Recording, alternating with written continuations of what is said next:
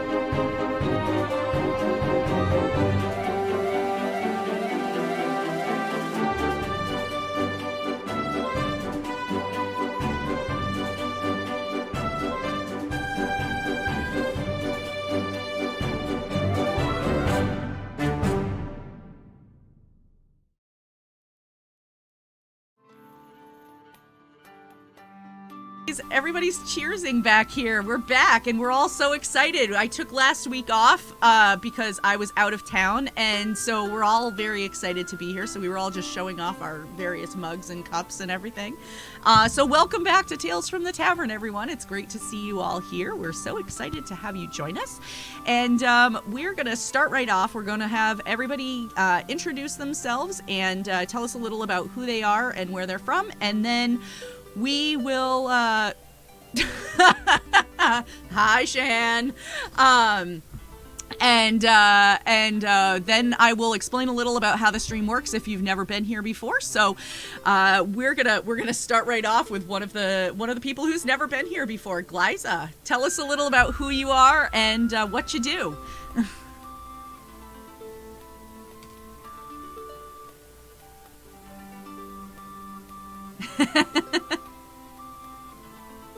I'm a writer, I am a streamer, I'm a tabletop roleplay performer. For my podcast, I have two currently running, Classical Adventures for One. It is a podcast where I read about classical books and then I break it down, just see how the impact that it has in all of media today. And then I also have Chewing Gum for the Brain, where I am a co-host with two other people. One is a therapist and one is a linguist. Communication something, the word is gone from my head. But what we do, all three of us, is we watch reality TV, and they say a lot of smart stuff, and I'm the one that goes, yeah, that one was really funny. Because I'm the trash panda that just enjoys watching reality TV. I'm also a writer. I write audio dramas, and I'm a manga reviewer at The Geekly Grind, where I review different kinds of mangas. I was on break for about a couple of months, but I'm back now, so check it out every Wednesday and Sunday mornings. There's a new manga review coming out from me. Like I said, I'm also a streamer. You can find me on twitch.tv/classical Glyza. I stream different kinds of things, mostly just video games that has romance in it. If it doesn't have any romance, I'm not playing it. Basically, the day and the what's the word? The segment that I call it is Romance Me, You Coward. And I also read books on there. And then I have tabletop stuff where I am on almost every day of the week except for Tuesdays. But hey, yesterday was Lords of Faerun's final episode for season 1, where, spoilers, I think I died, but we'll find out in season 2. But yes, I am everywhere. Find me on bio.link/classical Glyza. Whew, I'm tired. Wow, that was damn. Shit. Well, okay. God. Remind me not to have you on with, like, Big B's, who also has a list about this long of the stuff that he does. So. Oh, Biggs. I love What a these. hero. That was great, actually, and it totally made me laugh. On top of the fact that it was funny. When I was in college, we kept a quote book, right? Because you all say funny stuff when you're in college, and one of the things, my roommate was playing Final Fantasy IX, and it was like one of like the touchy-feely romantic scenes, and I come walking in, and what do? I bust out going, computer everyone. And she looked at me and she just goes, "Get out." Get out. Oh man. You removed me from this story. Yeah. And I was never allowed to watch or play Final Fantasy IX again. Okay. Wah, wah. All right. So that brings us to David. Hello. I don't know how to follow Glyza there. That was amazing. Hello, everybody. My name is David Tilstra. I am the Dungeon Master for the D&D actual play D&D 5e actual play podcast from Afar podcast. Our current story is the Quest for Atlantis. We release episodes every other Monday. We stream Videos James on Wednesdays over at twitch.tv/From Afar podcast. And then I do playthroughs of games that nobody wants to see every other Friday. Same place. I do some voice acting here and there. Trying to do more of that. So if you want a voice, I have a voice. That's pretty much it. We exist just to try to make people smile, and that's the whole bag of beans. If you caught some of the Tales from the Tavern episodes near the start of the new year, then you heard David's voice in the very awesome trailer for the Disaster Hamsters 2 Kickstarter. Oh yeah. We showed that was quite a lot. Well, I mean, it's a great supplement. That's Yeah. I'm looking forward to their return to Kickstarter. Hopefully they have more success this go around. So yeah. Yeah. Kickstarter's a tough one. It is. Emily, tell us a little about yourself. Sure. Hi, I'm Emily. The show that I'm on is Critical Drinking, which is a show where we play tabletop RPGs, mostly 5e, but we definitely have done our fair share of one-shots. And there are rules to play it as a drinking game. I in some ways, I think I might be the wrong representative to be here because due to the fact that I have bipolar 2, I can't drink. So I work out instead. Wow. we raised some money for Ukraine aid today, and my arms are so sore from doing bicep curls. Oh wow. Yeah, I bet. Oh my gosh. What a cool alternative. I like that. That I'm gonna work out. You guys can get drunk. I'm gonna work out. Yeah. That's super cool. I agree. Thank you. I hate both of those things. It's a good punishment. Was my thought. Yeah, I was like, it has to be something that will be entertaining to watch me struggle through. And I consider myself to be a rather nerdy individual. I don't do the sports ball or the exercises.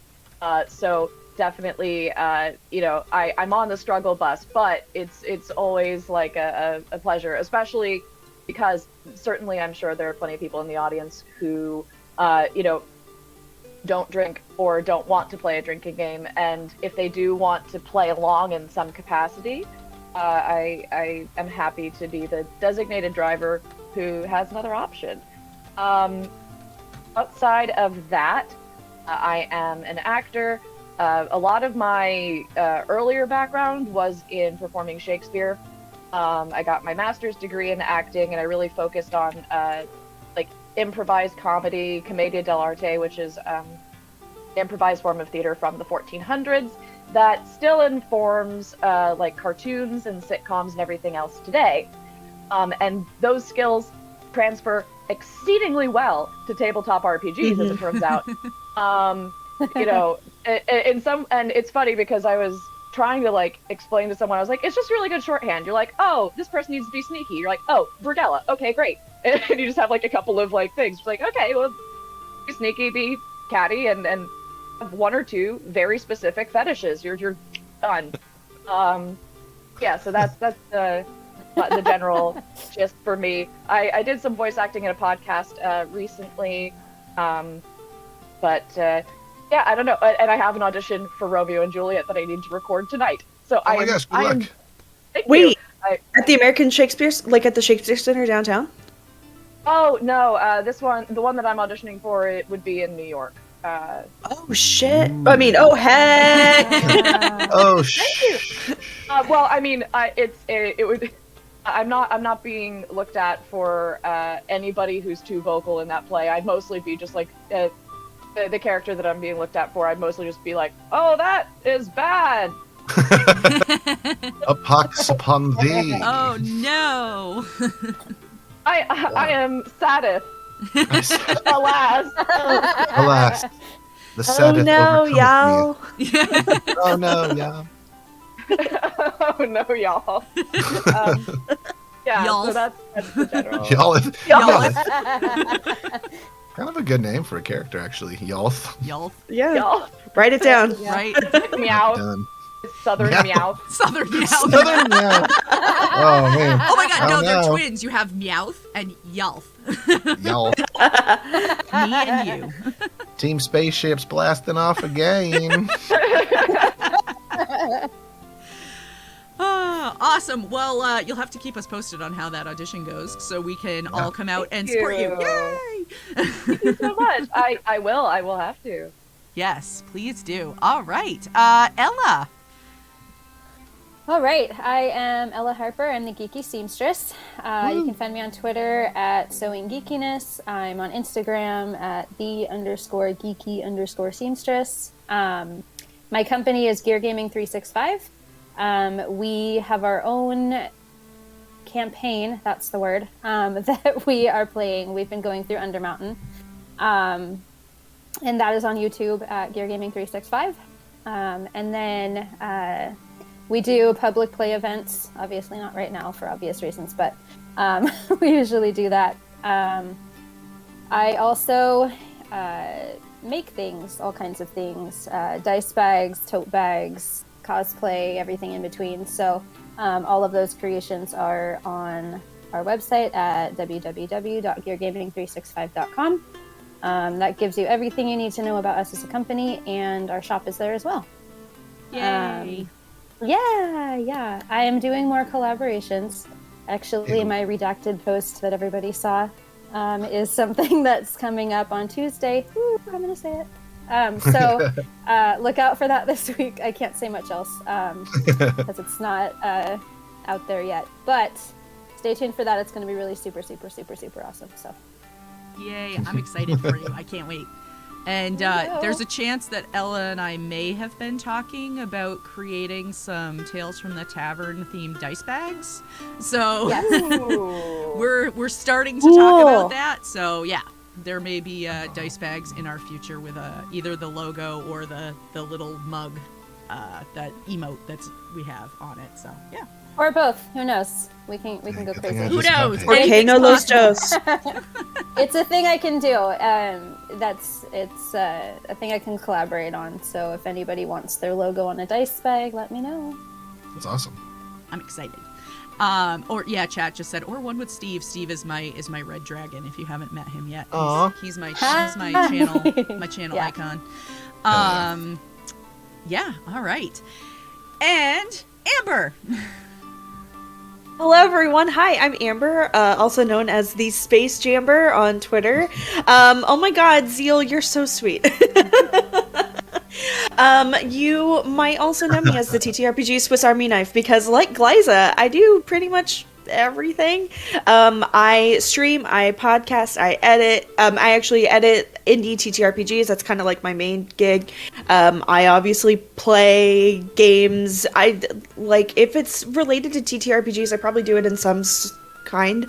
I'm also recently on the board of FIG, which is the Foundation for Inclusivity in Gaming, dedicated to decolonizing the TTRPG space to make it a more welcome and inclusive space for primarily creators of color and LGBTQ plus creators in the space. So really glad to represent FIG as well. I guess the big things that I'm here to talk about are on Tuesdays, I have my TTRPG study hall, which is my cozy collaborative productivity stream where I work on the 16 million projects that I work on at any given time, but we often have several other creators in hanging out with us to have like 3.5 hours a week of just focused work to bounce ideas off of each other and get to know each other a little bit better and actually create like a space that's about coming together collaboratively. Oh yeah, Patch, thank you. Yeah, the study hall is an excellent resource. Thank you. Yeah, I try really hard. And also, my cinder block of a cat, Obi, shows up too. We love it. Yeah, and then on Thursdays I just do like a little cozy knitting stream, and then which is it's just cozy.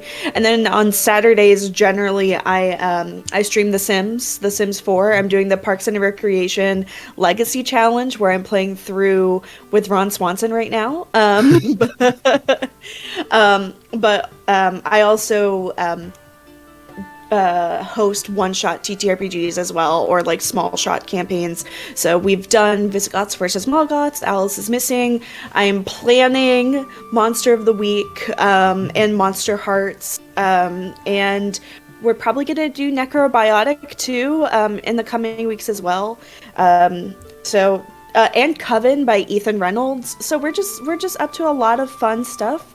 Come check me out. You can find links to everything at thespacejamber.cool.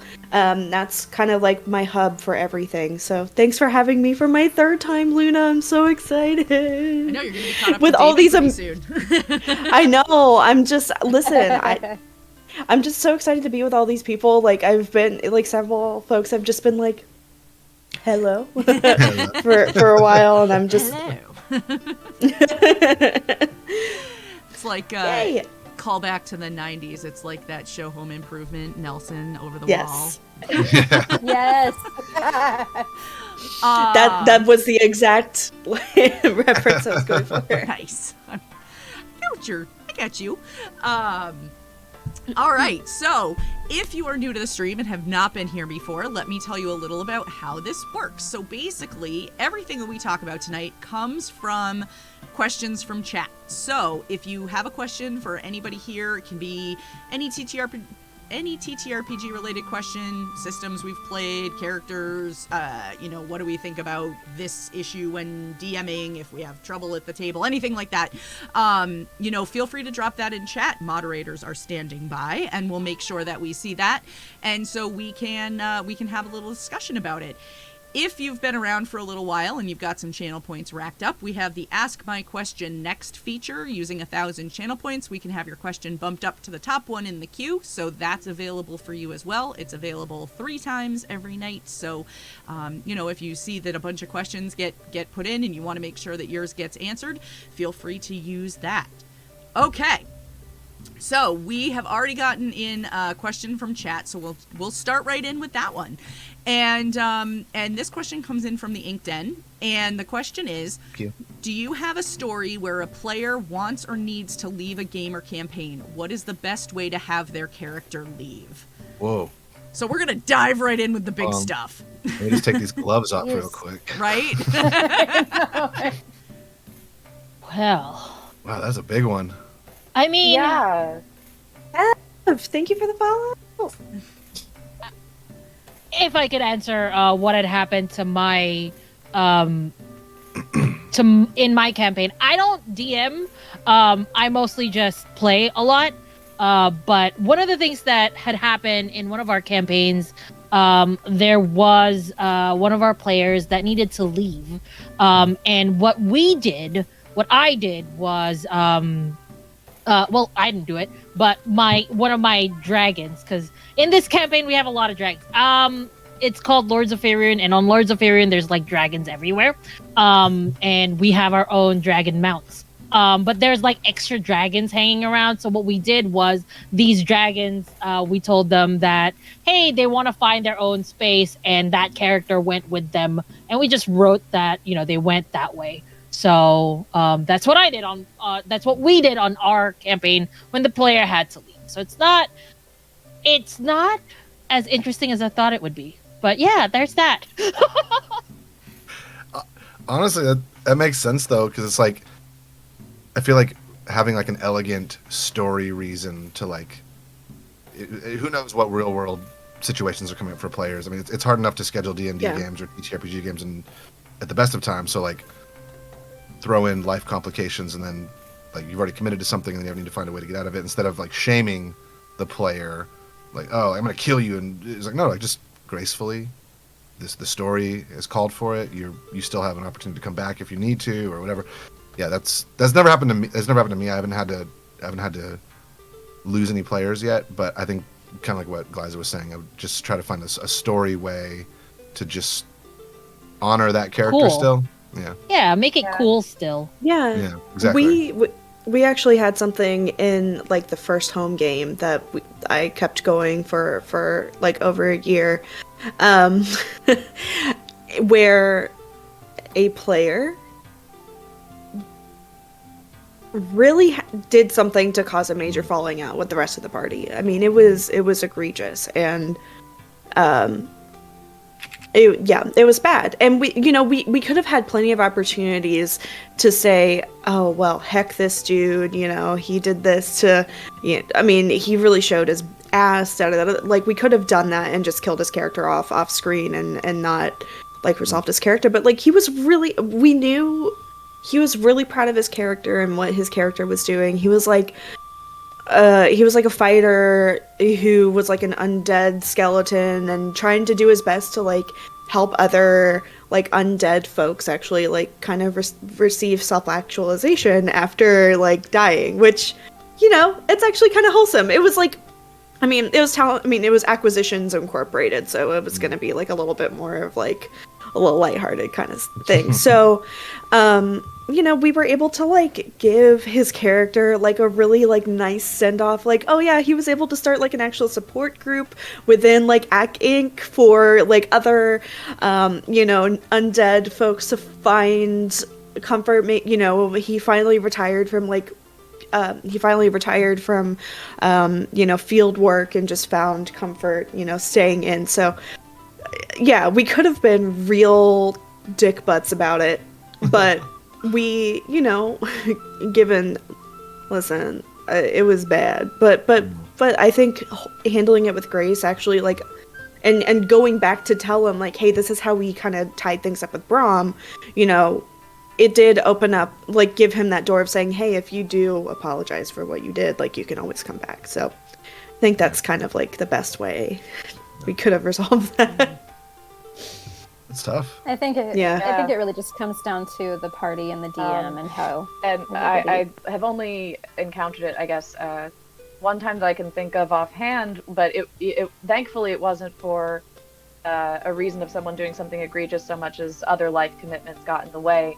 And their character, like, so much of what their character carried with him was needing to find out more about, like, his origin and a lot about kind of, like, how he fit in to the world of our vampire society and Vampire the Masquerade. And it took place, like, in ancient Britain along Hadrian's Wall. And he had established very early on that his character was from Ireland. So his character had to essentially called back to Ireland, to Hibernia.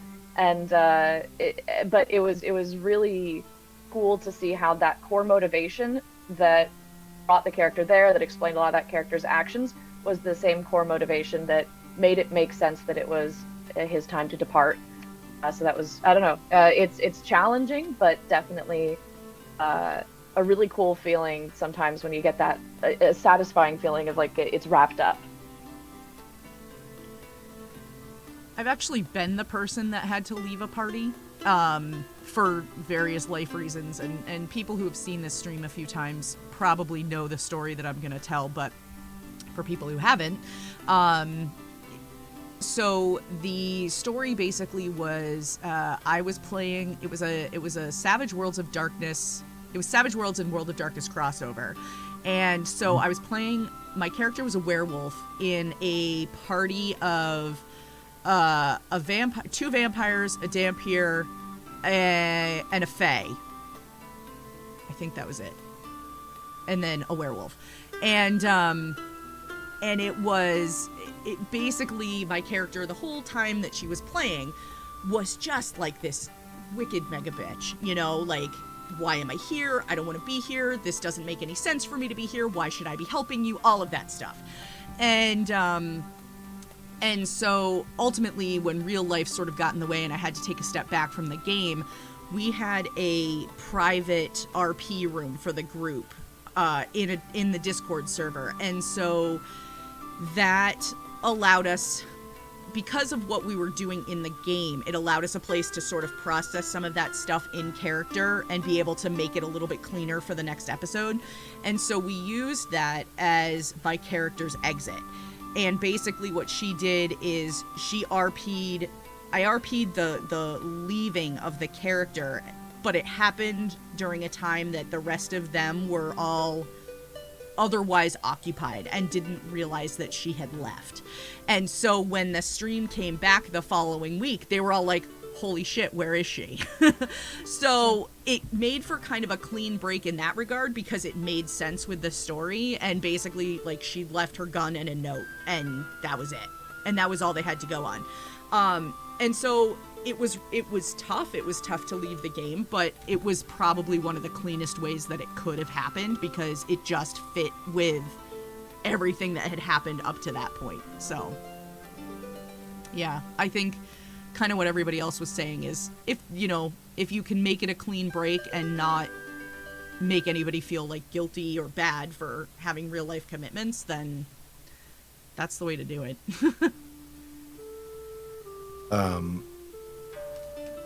I realize I said this never happened to me, but I was thinking about it while y'all were answering.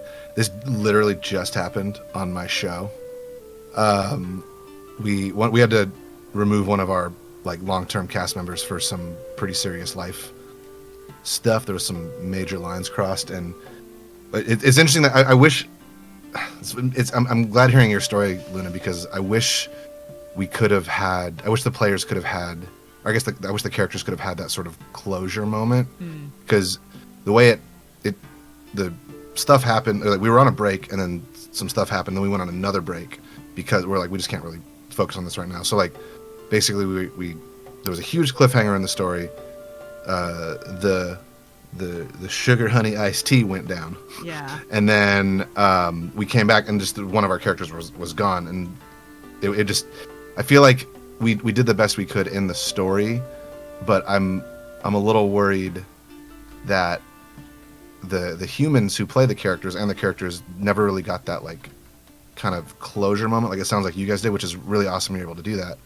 And I'm just interested to see I'm hoping that we can navigate that moving forward, because like we all put a little bit of a lot of ourselves into each of these characters we play, and when real life and the game kind of crosses over, it can be painful and messy. And I just hope that, well, first of all, I hope that happens to nobody moving forward, because it's never easy to move past that. But I hope that if it does happen, that you can have like that situation that Luna had, and sort of play through it and get those improv moments out of the way. And just, yeah, there wasn't really a point to that. I just remembered that I lied, and I apologize for that. God, dirty liar.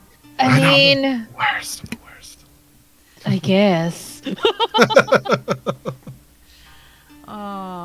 It is. It's tough though when you have to lose a player for any reason, whether it's because something that happens that you need to remove them from the table, or because you need to make the decision to leave the table. I know for me, I was really, really devastated by the whole thing, and yeah, it was tough. It was really tough, but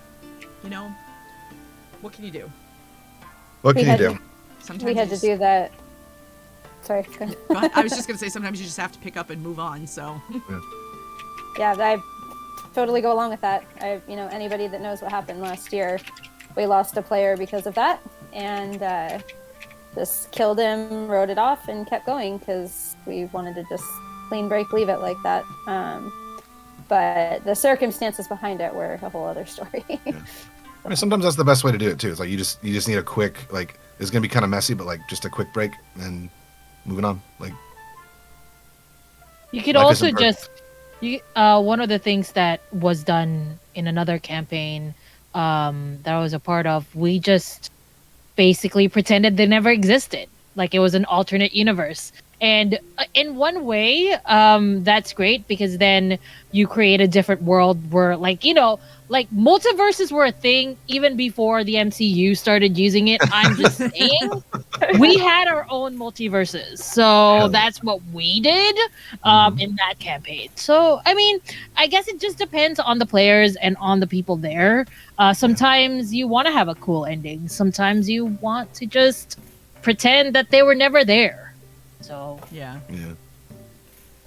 What a good out the gate question though. Right, I know. That was good because we've gotten the question. Yeah, we've gotten the question a lot about like how do you handle a difficult player, but that was a really good one. I don't think I've ever gotten that question before, so I like it.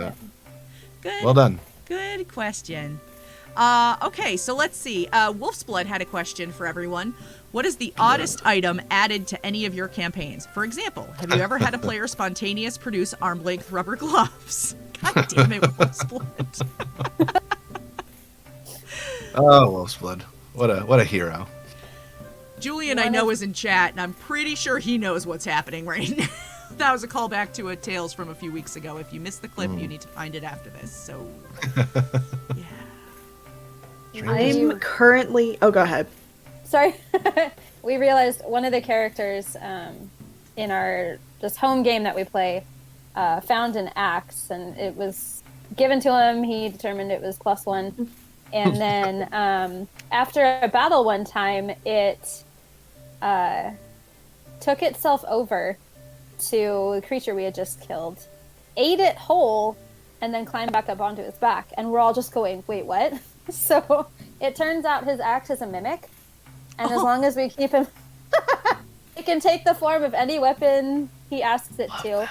And then as long as we keep it fed, it'll continue to be his weapon. And it's just really a fun take on it. So we're all enjoying that a lot.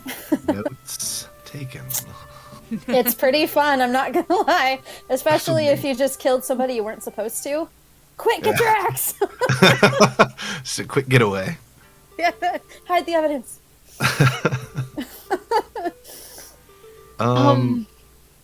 Go for it, Gliza. I don't know if it counts as a weird item, but one of the weirdest things I did with an item was when we were having a Velociraptor race.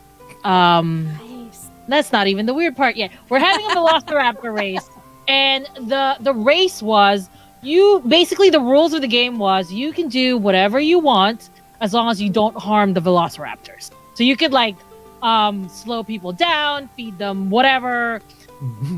I was a warlock with a packed weapon, and I asked my DM, hey, can I do this certain thing with my packed weapon where I change it into, into a pole vault and just sort of pole vault with my Velociraptor in between my thighs and then just sort of like vault all over everybody.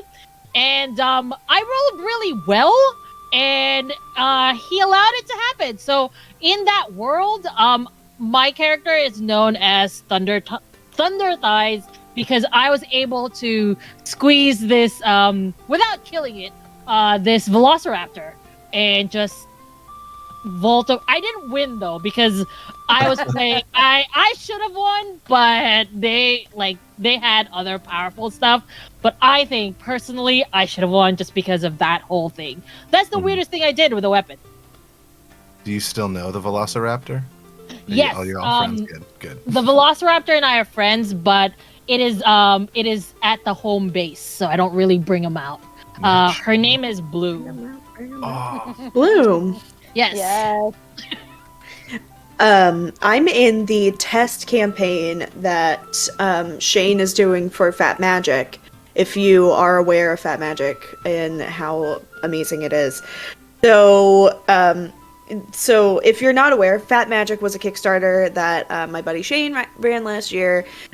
Basically, it's a whole 5e compatible. Well, it's 5e. It's a 5e like campaign book in setting set in this world that's just entirely powered by food magic, and so it is rife with the best food puns ever. And like I was literally just going through my notes to find the best food pun out of all of them, but the one that sticks out like actually happened like today during our session, where we're doing like, I don't want to like give spoilers for the campaign, but like we're doing a jailbreak or whatever, and like in the jail that we're in, there's like a room that has a brewery, and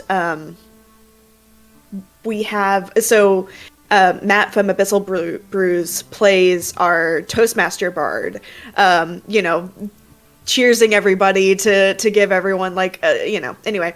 So she's like rifling through all of the, the entire like brewery that we found, and found like a 6-pack and like of just like what is it? It's like it's like Imperial Pack Ale, or it basically the whole thing was a pun on like, oh yeah, this is a 6-pack tactics.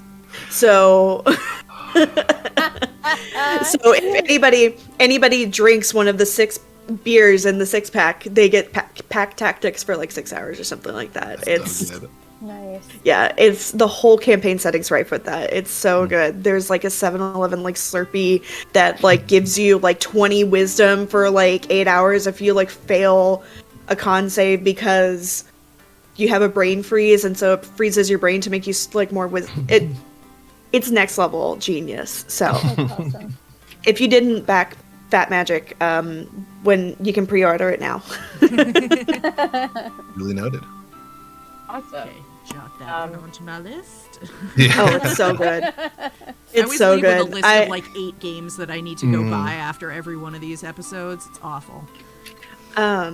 Like I play like a honey cleric, so like the whole thing, not only is it about like, promoting the community and we're all like here, we're united. It's basically like if you could play a communist as a cleric, but also I get to hang out with bees and make make mead and make honey, and like my spiritual weapon is a honey dipper. It rules. So That's so cool. Oh, yeah. Your wounds, comrade. That's, I think, for at least for From Afar, I try to give my crew lots of cool magic items. I mean, I do. Sorry, I do give them a lot of magic items. They just never use them, which is That's very true. atrocious. Like, Listening to From Afar, yes, that's true. they'll like finish a boss fight and then they're like, "Oh, we had this like broom that can push people like 30 feet." I'm like, "Yeah." And they're like, "That'd have been great." I'm like, "Yeah." Oh, hey, I have a ring Oh, that well. lets me breathe underwater. Oh, that would Yeah. be smart, huh? Oh, yeah, no, that was, yeah, well, I gave, so the Quest for Atlantis is all pirate shipped and sea based. Episode 1, I give them 3 rings. One of them was a ring of water walking, water breathing, and swim speed, something wild like that. And they're like, cool rings, and just like 30, 40, 50 episodes later, they were like, they're underwater doing something, and one of the players gets his like scuba tank ripped off, but he happened to be wearing the ring, and I was like, good thing that was the ring of water breathing. He's like, I don't have a ring of water breathing. I'm like, you had it since day 1. He's like, oh. So yeah, I wish I had more cool stories about magic items. My dudes just don't use them. Which is silly. A magic item that we have in our campaign right now in Critical Drinking is, well, it was at one point a dead fae, but now it is a skeleton puppet that our character that is a clown uses and manipulates, and the skeleton is called Marjorie. Oh my gosh. And, Marjorie is terrifying. Is it bad that all I can think of is Jeff Dunham? Oh, I never even thought of that. Oh my goodness. I think I'm trying to remember like what the what it was that like Marjorie sort of started as, because there was like Marjorie Mark 1 that was a puppet made of bones. But then there was a horrendous fire at the circus. Himbo the clown needed a new Marjorie, was bereft without Marjorie. My character having a dead fae and not really knowing what to do with it, especially being a barbarian and as stereotypically not the brightest. I've seen some clever barbarians in my day, but in this particular case, his name is Tyler, and he's not bright. He was just like, "Would this help you make a new skeleton?" But yeah. Also, my screen is malfunctioning. I might, if I refresh, will it throw everything off? It might, but if you hop right back on, it shouldn't last very long. Ooh, we're about to get new names. Uh-oh. David's gonna take my seat again. I'm gonna do it. I am now Luna. Nope, it didn't happen. Dang. Yeah, I know you wanted it to, man. I wanted it. I want to rule the stream. Someday, you two can be as powerful as me. I don't know what to do with that. With that amount of power, that's a large amount of power. That is a large amount of power. Yes, it is. All right. Did everybody get a chance to answer that wanted to? All right. Zeal Zaddy had a question. How do you Hi, Zeal. incorporate character backstories into your campaign story arcs if you use story arcs?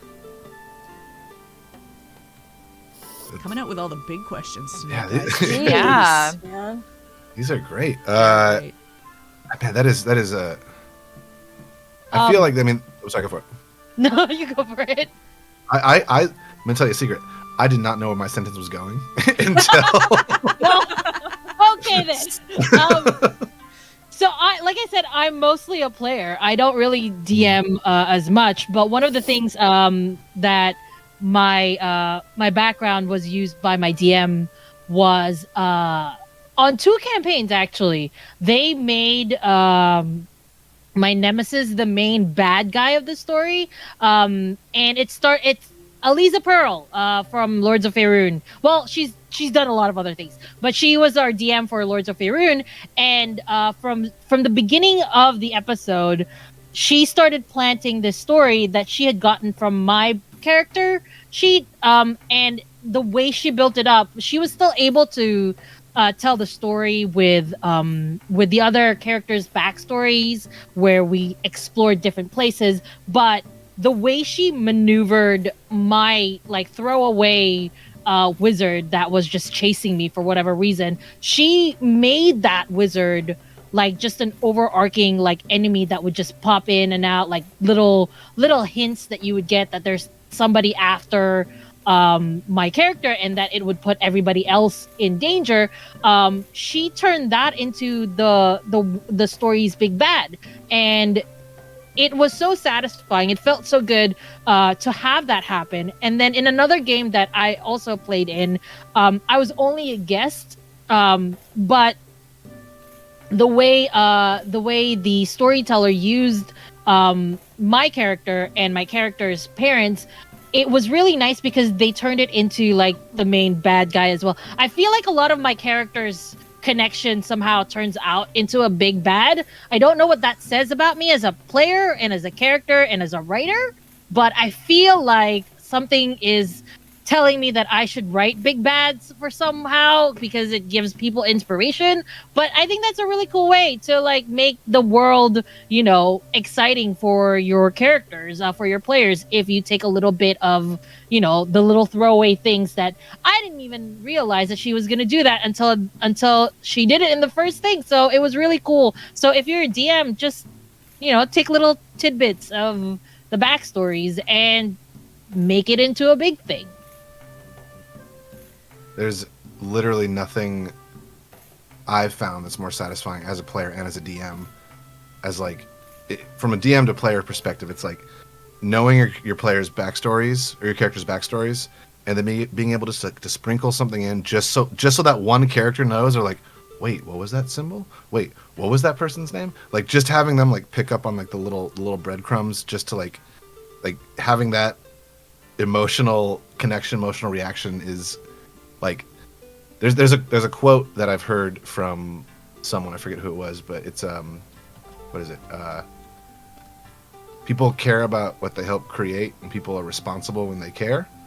So it's like if you can find a way, like you were saying, if you can find a way to sprinkle in or just do any sort of like little bit of backstory in integration from your players, like first of all, it makes your job easier as a DM. Second of all, it will like just crank up the knob on like investment with your players. If like you can be like, oh, and the cult of the dragon skull, one of the members is here in the room. Like, whoa, what do I do? Like it just, I don't. It's very fun. I think it's difficult to achieve well, but I think it's necessary for like any good group collaborative storytelling. Is like the DM has the story, the overarching story they're trying to say, and then all the players have brought their additions to it, and like just take some time, like find a way to weave it in, like maybe change some of your overarching story. Like if you do have a cult or whatever, and then someone else has a cult in their story, it's like, oh, like that can be interchangeable.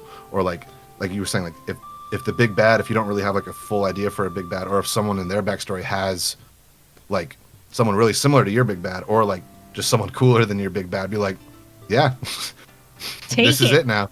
Yeah, I feel like players do that on purpose to be like, oh, I hope the DM picks up on this. Like yeah. So that was basically, I'm just agreeing with what you're saying, Glyza.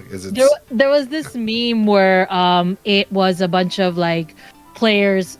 It's a cartoon. It's like and it was a bunch of players talking about how the DM was so fantastic in like creating and building the story and whatever. And then on the next panel, it was just the DM going, yeah, sure, that's what I was planning all along. Yeah. Because, and I think it's true. I think a lot of DMs are just like that. They're like, oh yeah, that's exactly it. Oh yeah, you got me. Yep. Well, that was one thing I was going to say earlier. I feel like one of the ways I've found with the DMing I've done, like I think the question was, how do you integrate characters' backstories into the story? Yeah. I feel like if you just let your players like kind of have the floor for a second, they'll like naturally start moving the story towards their backstory and start putting in bits of their backstory. So if you just like take a step back and listen, then you're like, oh yeah, you're trying to get at this thing that you were talking about. Cool, I can weave that in. And like, so I think for me, one of the best ways I've found a way to do it is just listen for a second. Like, that's it. I'll be quiet. Yeah, I know. I think as somebody else too, who's a perpetual player, never DM, I find it to be more engaging for me when the DM is willing to weave in backstories, but you never really know when it's going to happen.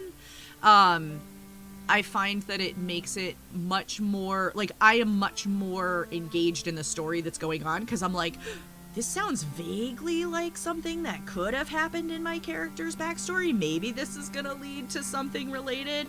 And then it'll be like, no, it's like the other guy, in the party who did something really similar or whatever. But, it's Alex, like, never DM, can't relate. He's a professional DM, for anybody who didn't know that. But yeah, I just find it to be a much more engaging way to stay involved when I know that something that might be related to my character could come up at any given time, and I never know when to expect it. I've had a couple of DMs who were really, really good at weaving that stuff in. They were like, we were having party that was like, investigating, holy crap, thank you. Thank you, guys. There's a hype train going. Awesome. Yes, choo choo. Love it. So it was one of those things where, like, we were finding out that, like, villagers were going missing or whatever, and so we went out to try to rescue a few of them. Oh, and it just so happens that one of the villagers you rescued is is Luna's character's brother, and who happened to be a resident of that city, which is what had brought her to the town in the first place. So yeah, so it was stuff like that I just think is always a great way to you can use that both to engage your players, but also to progress the story, like to have a way to progress the story, because now I have a close connection to somebody who intimately knows what's going on in the community. So, yeah. Yeah. And it raises the stakes too. Yeah. Something like that. Yeah, definitely. Well, that's one of the things I think is most exciting about TTRPGs is like it's group storytelling. So like Yeah. you might think you have like the coolest story in the world, but then like as soon as you get the other players involved, like it's going to change no matter what. And if you're just listening and active enough, you'll catch those changes and be able to change your story with it, and then it just becomes this personal thing that's just really fun. Not only that, but like, I mean, you might think that you have the greatest story in the world, but you don't know until you actually sit down with, 4 or 5 other people who also think they have the greatest story in the world, and what they create could be greater than the sum of its parts. Yeah. So, Absolutely. I mean, I definitely agree with you there. 100%. Every single time. It's funny, a lot of my players are like, I'm so sorry I derailed the story. I'm like, no, you just made it better. Like by just casting this wild spell or dimension dooring or whatever, like you've made this story better. Like, don't apologize for that. Like we're all active in this. Like, please, like keep doing that. Like that's one of the things I love about DMing is like you kind of have the easiest job in one sense of it, because you're like, I just get to pick and choose the best parts of all these stories. Yeah. And put it into this. As Shan in chat just said, I keep telling people I am the Rails. You thought you merely adopted the rails. I was born into it. Molded by it. With our powers Where we're combined. going, we don't need rails. Rails Here are the fun. rails. Alright, I'll just stop now. No, keep going. This is great. Oh Lord. Yes, David. I just want to say, I feel like we haven't given it enough love, but Glyza, your jacket is phenomenal. Yes. Oh, So And I good. just want to So call good. that out. Thank you. Yeah. I'm gonna show it off again. Yeah, show it off. This is my dragon. Yes. This is my dragon hoodie, Stunning. and I wear it whenever I'm nervous. So that's what this is, and it has scales. It also comes as a skirt. Like, it has a skirt. I have a skirt of it upstairs. And I just haven't, like, I don't really need to wear it when I'm on stream because you don't see the bottom part. But yeah, one day I'm gonna go out and I'm just gonna wear this and I have would wear people that see to it. work every Monday. But yes, this is my plus one bravery thing. If I need to Oh yeah. be not nervous, this is what I wear. I love it. I am a big fan. Okay, let's see. So we had an Ask My Question next from Alec Azam. And Alec wants to know, is there an RP moment or choice your character made that you wish in hindsight you could redo? Oh my god, yes. These questions, many. holy cow! Man, Yeah. usually it's like, what do you think is the funniest monster? What flavor is a gelatinous cube? Smash or pass the monster manual. Come on. Ooh, yeah. I would answer just smash or pass is basically just me saying smash to everything and everybody trying to get into the challenge of making me say pass but failing. Just so you're aware. Make it your own game. Love Yeah. that. Sorry. Anyway, I'm thinking about that question, the actual question. So an RP moment that you wish you could redo. Was that it, or just a moment? Yeah, Like a choice? It was if there was a moment or choice your character made that you wish in hindsight you could redo.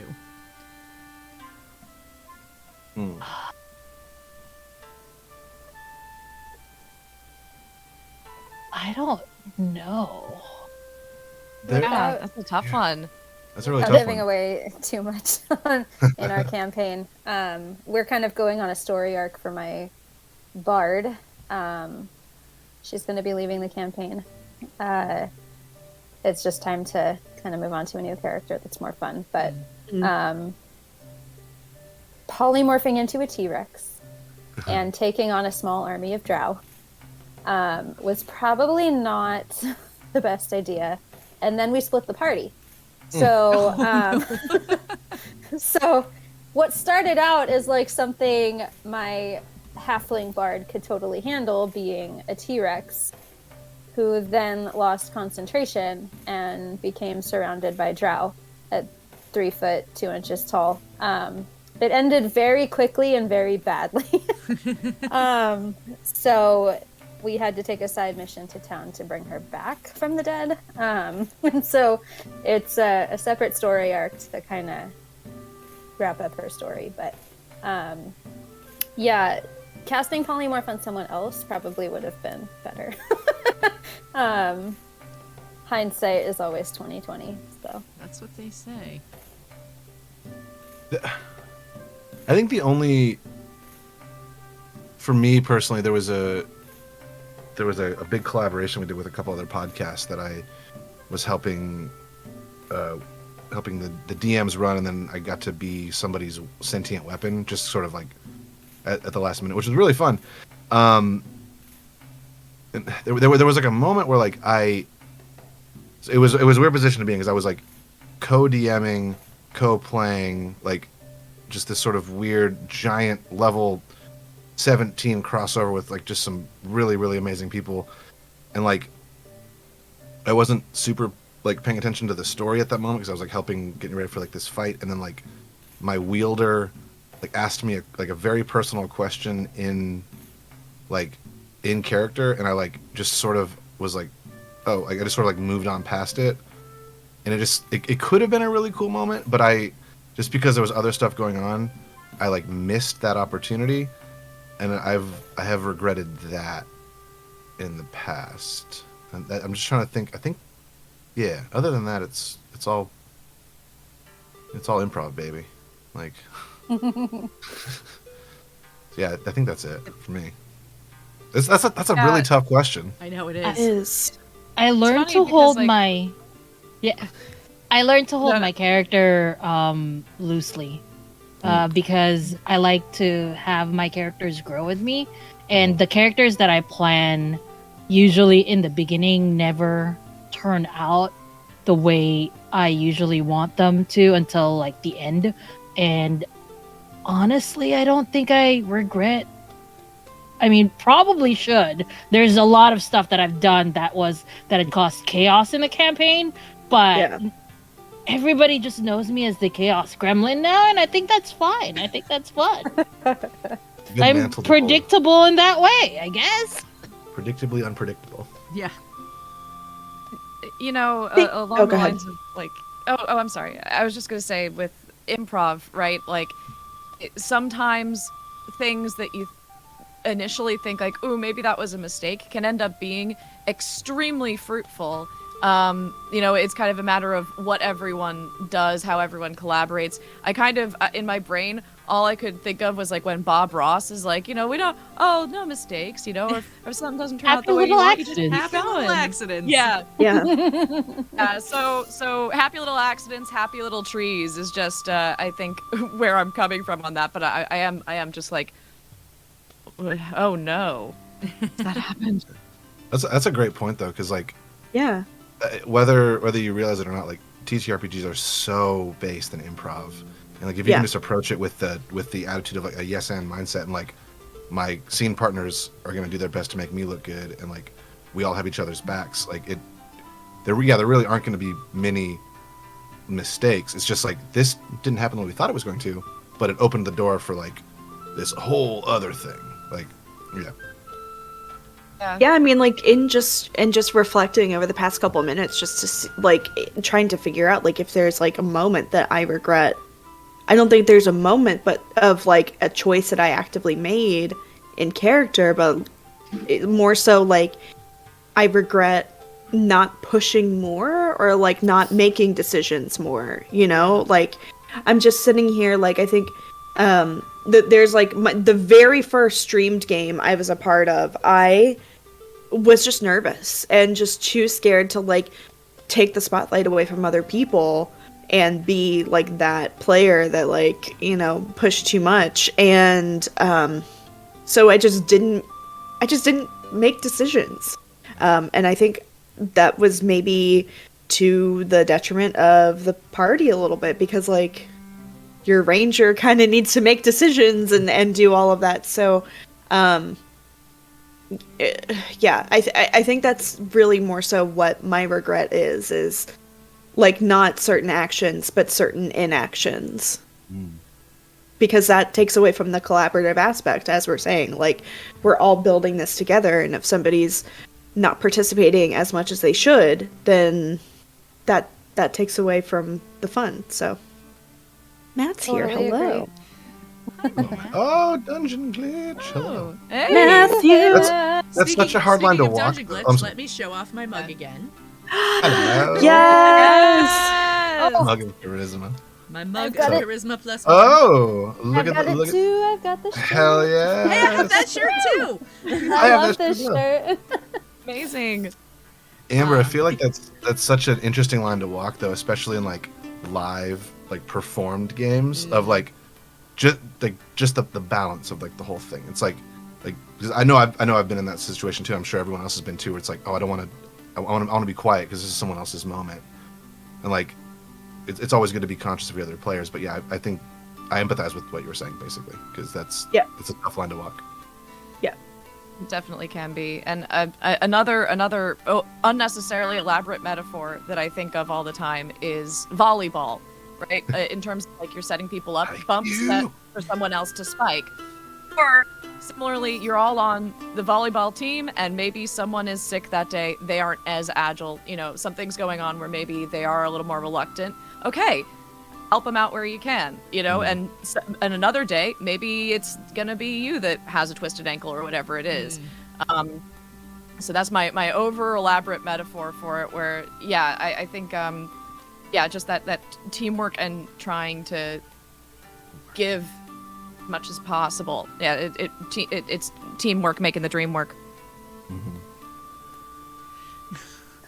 Oh man, Chat says, what's with the sports ball reference? sports ball. I actually super appreciate it because I'm a volleyball mom, so. Oh, Nice. Are y'all anime fans? Oh my god, that's what yes. got my kid into volleyball. Good. Haikyuu? Yeah. I literally on my laptop right here. As soon as this is done, I'm watching Haikyuu tonight. I love volleyball. Sorry, sports. I literally had to knit her a Haikyuu themed hat this year for it's black with the number 10 on it. The tiny giant. Yeah. I know my brother's really into Haikyuu, but like I just got a Discord message from her. Haikyuu? I was very very reluctant to start it. Sorry, I'm not trying to. That's all good. Tangent. Super reluctant to start it. I have watched that anime more times than any other anime in the world. It's so good. It's Sorry. so good. my sports anime is Yuri on Ice because Also a good God, one. Very good. Yes. It's very good. It's Yes. so good. Yes. I just started watching it with my best friend. I've never watched it, and I had no expectations coming into so it. gay. And I watched it, and I was like, "Oh, it's very gay." Oh, yes. First episode, and I was like, "Let's watch a little bit more." Oh, I can't Yuri find the on Ice. remote. Netflix is saying play. Then it's well, started. there it goes. Now we have to Oh, watch the okay. next one. No. Right. Oh damn. Darn. Oh my gosh. Well, this is probably a good time for us to pause and take a break. So if we haven't gotten to your question yet, because I know we have quite a few of them in the queue already, we will start up with them as soon as we get back. This will just give everybody a chance to get a drink, let out the dog, hashtag free the pee, all of that good stuff. And we will be back. Free the water elemental. Yeah, free the water elemental. Was that was Ptolemaic, wasn't it? Wasn't yeah. that his question? Yes, it was. Oh my gosh, Yeah. Ptolemaic. All right, we will see you guys in just a couple minutes. Okay, this is the hardest part of any role-playing game. Who wants to be the dungeon master? I do. Me. Everyone? We could aid a desperate town in their hunt for a savage beast. Or sail to a hidden isle full of talking turtles. I love turtles. Or tracking down a band of pirates to save your best friend. 5 DMs, 5 great ideas.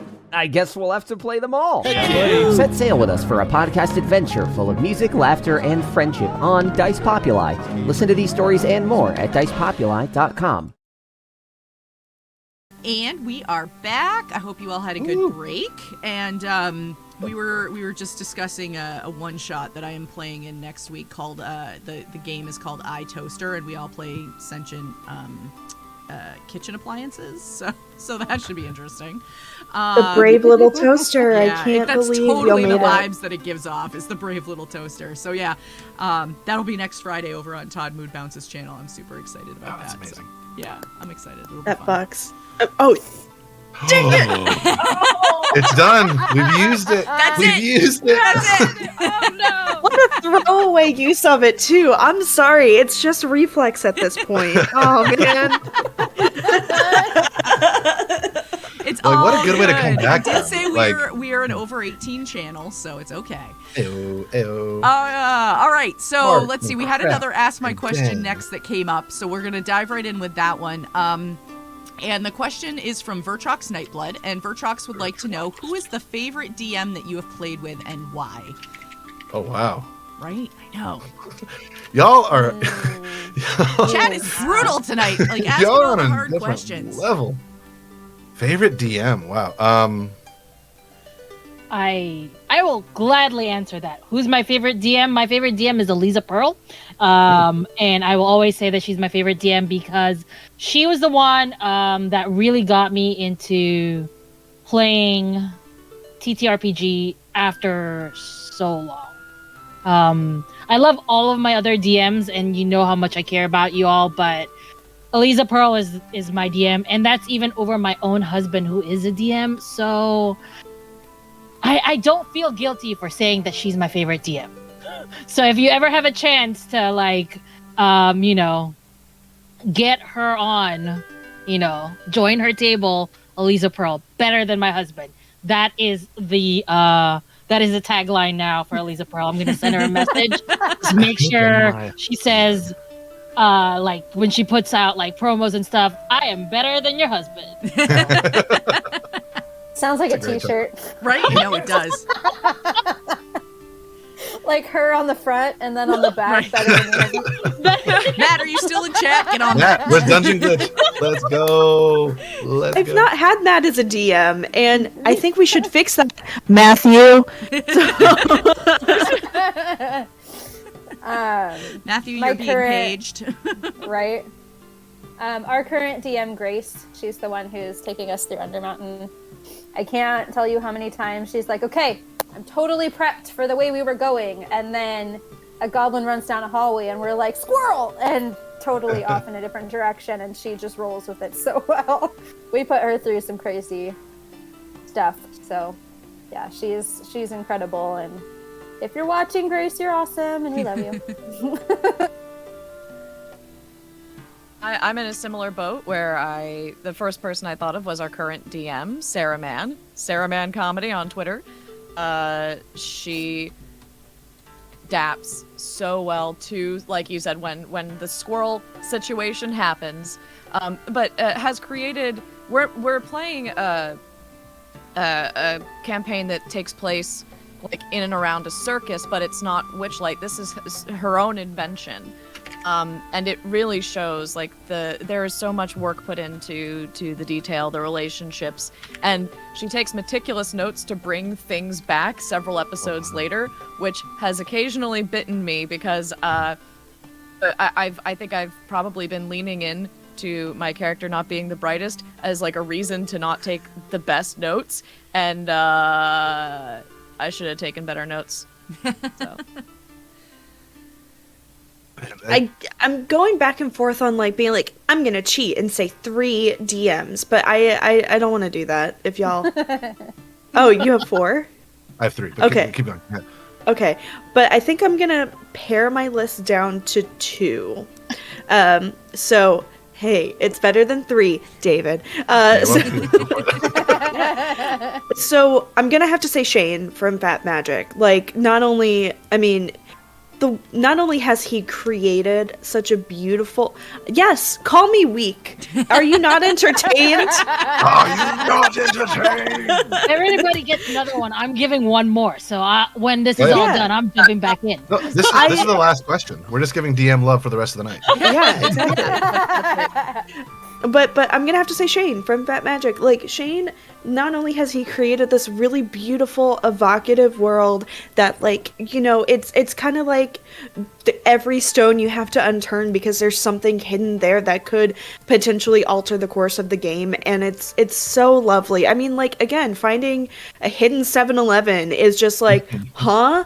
Okay, great. But, like, it gave us, like, a really cool boon to it just because we got lucky and found this 7-Eleven. Or, you know, what food pun are we going to find next? Or, you know, what heartbreaking moment are we going to pull out next? And, like, I feel like Shane also does a really, really beautiful job in, like, pulling out moments that are, like, really heartbreaking, but, like, essential to character building every single session. So I like, even though this is not a stream game, you know, you can it's still a lovely, beautiful time. Like, not every great game has to be streamed or, you know, available for audience consumption. It can just be like a private moment between you and your buds, you know? But on the same token, I'm gonna have to say Carrie Smith, who just, like, we're going through we're going through Deadlands to Crossroads right now, and she's done this, like, completely, it's like the Avengers Endgame of, like, TTRPGs, where, like, she built a cast of, like, 22 people, and, like, you know, each episode has, like, a different rotating cast of people, and you exit upon death in Deadlands. And so, you know, there was an episode I was on that had 3 people, there was an episode that I was on that had 6, and there was an episode I was on that started with 8, and I don't know where it ended because my character exited, and that episode has already aired, so it's not a spoiler. So, like, it's... I just unplugged everything. It's okay. I'm gonna fix that. But yeah, I mean, but not only is that, like, an incredibly, like, ambitious thing to do, the way that she built, like, abject terror and, like, every player throughout the entire, like, it's created some of the best role-playing moments I've ever had, because she, like, finds the minute thing that makes you the most scared and, like, plays into it. And it's amazing. If you haven't seen any episode of Deadlands, please do. It's Deadlands to Crossroads on YouTube. It's so fucking good. That F-bomb was worth it because it was so good. Sorry. So, and if you can play with Carrie, please do it. I cannot stress it enough. She's incredible. So that's it. All right. We're plugging everything back in. All right. All right. For me, I during your conversation, or during your answer there, Amber, I realized it is 4, not 3. I'm sorry. First, Luna, this is a game we played in. Seth from Cheaper by the Dungeon. That was my answer. I'm sorry. If you want to say that, I'll move on to the next Seth, one. and now David can say the other 3. Okay, you say Seth. So then, kind of in tandem with Seth, because Vertrox. I did a thing, an off-air birthday stream with Vertrox Nightblood. He was able to bring back some stuff that Seth did, like in a different world. It was just, there was so much connection there, phenomenal. But then my 2 other ones. So the Seth, Vertrox.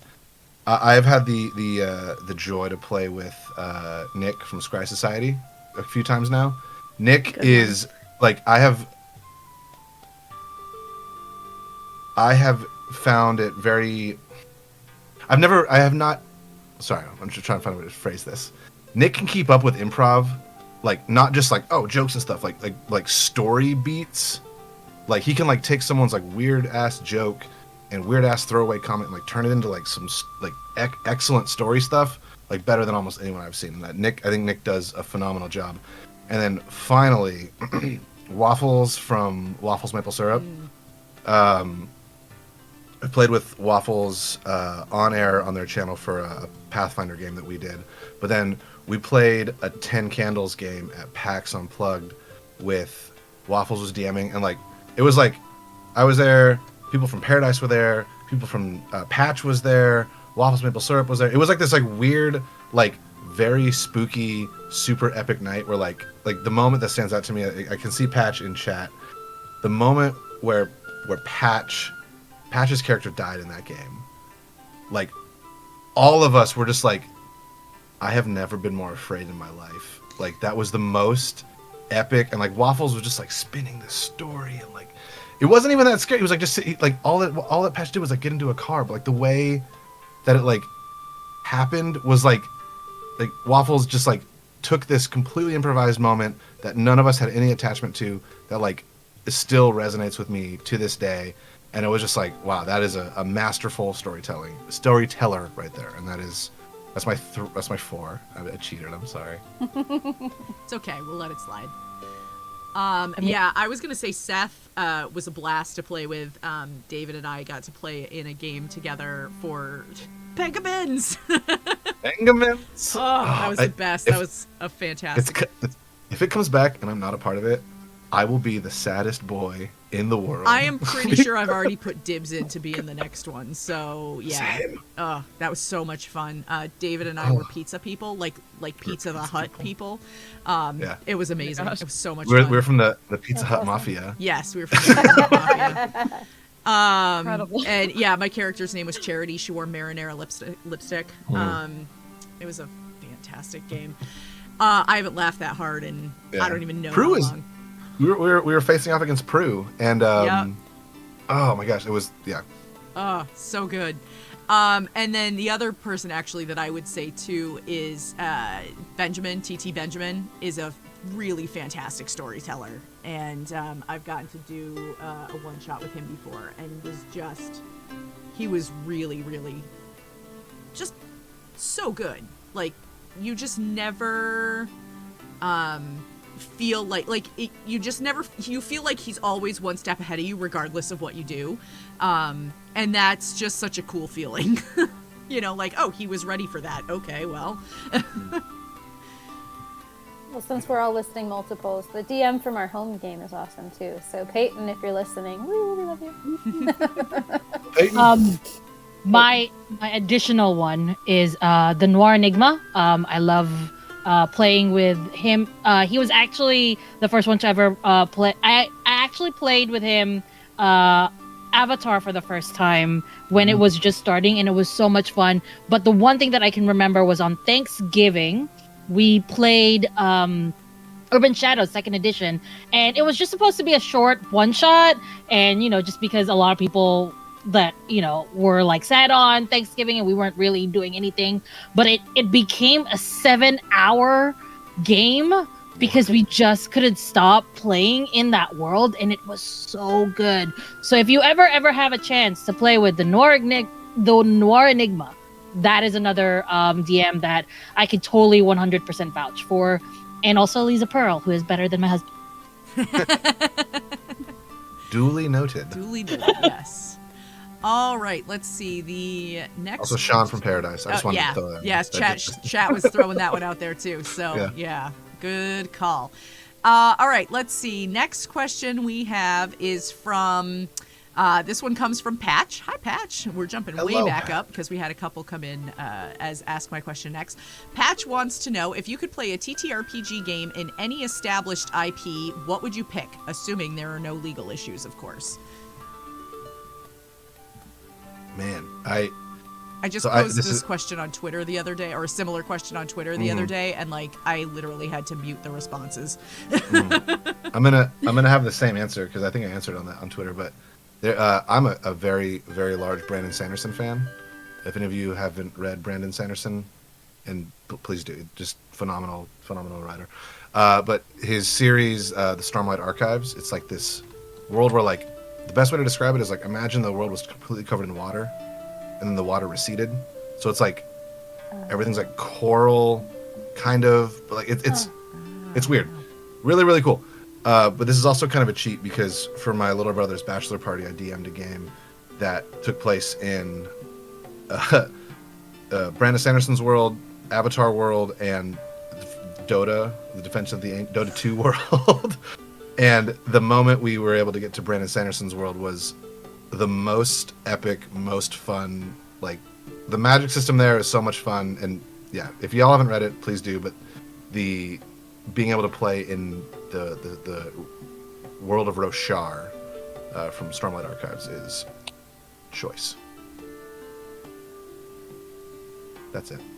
I'm super biased because my best friend is in the middle of writing a fantasy trilogy and has already basically told me that I can license it for TTRPG content when she's done with it. So I'm a little biased and I'm going to go with that one.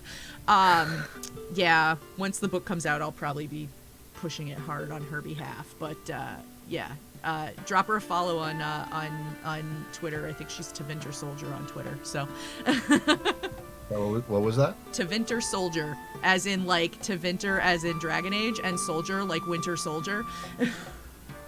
Very cool. Yeah. My one would have to be 2. The first one is a Percy Jackson world. Oh. I just want to. Yes! I just want to be a demigod with my dad being Hades. Is that so hard? I just want that to be one of my stories. And the other one is an Artemis Fowl world, because those are the books that I grew up reading. Nice. Those are the 2 IPs that I would gladly like move mountains to play in. So Percy Jackson and Artemis Fowl. Those are the ones. Those would be amazing. I don't think there's a Percy Jackson one. There's definitely not an Artemis Fowl one.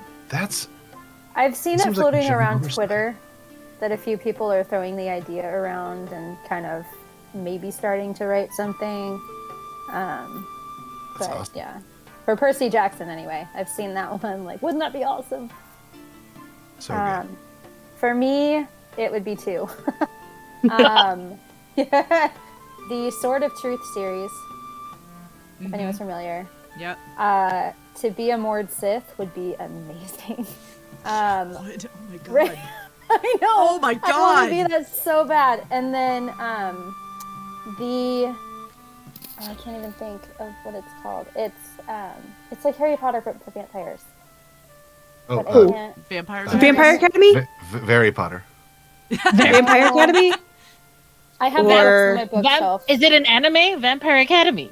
No, it's not. Hang on, I have the books on my bookshelf. Hang on. I'm just like, how? Because I've read Vampire Academy. It's bad. It is. It's terrible. It's beautiful. It's one of those things that I couldn't put down. Yeah, I like exactly. bad stuff. I read Vampire Academy in between like Twilight releases. So yeah, like. Yeah, that seems right. That's a theme.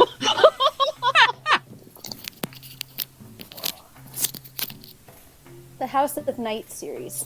Oh. Those! Yeah, okay. Yes. Yes. Nice. That sounds much better than Vampire Academy. I'm just saying. Chris, then there's also the Shadowhunter series. Yeah. That would be amazing to play too. So, yep. Those are my 3. On a totally ridiculous side, I think a Hell's Kitchen AP would be a lot of fun. Yes. Yes. Oh my gosh, yes. Have y'all Kitchen ever nightmares. heard of Dungeon in a Box? Yes.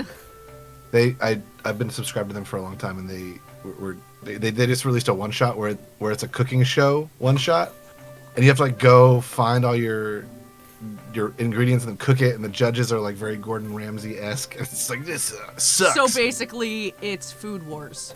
Yeah. Sorry, I just thought of that when you said that. But No, it's fine. Oh, I wrote a Great British Bake Off game, like, oh my god, over a year ago now. Before I even like joined the TTRPG community, I wrote a Great British Bake Off game. Amazing. So, it's on my itch.io. Anyway. If you ever want to run that, let me know. I actually want to run it on my channel at some point. So David, like, I'll keep you. Can I be in Paul mind. Hollywood? Please. The Can DM is I Paul. be- Paul. Damn But it, if you can want I to play be Mary Paul Berry? if you want to play Paul Hollywood as one of the contestants, absolutely. Amazing. I'd be James Acaster having a meltdown. Yes, I had somebody as actual British actor Henry Cavill and use that full title. Henry Cavill. Oh my goodness. My answer would be A Court of Thorns and Roses by Sarah Moss. I'm reading through A Court of Mist and Fury now, and it's so trashy and horny, but like I would love this. I would love this as Monster Hearts. I would love this as Monster Hearts. Please, for the love of God, can I have this as Monster Hearts? That's it. But also, like Lord of Thorns and Roses, if you didn't know, is like it's a retelling of Beauty and the Beast, but like in fairy. So everyone's some kind of like like it's mostly based around like fairy lore, but also it's super horny.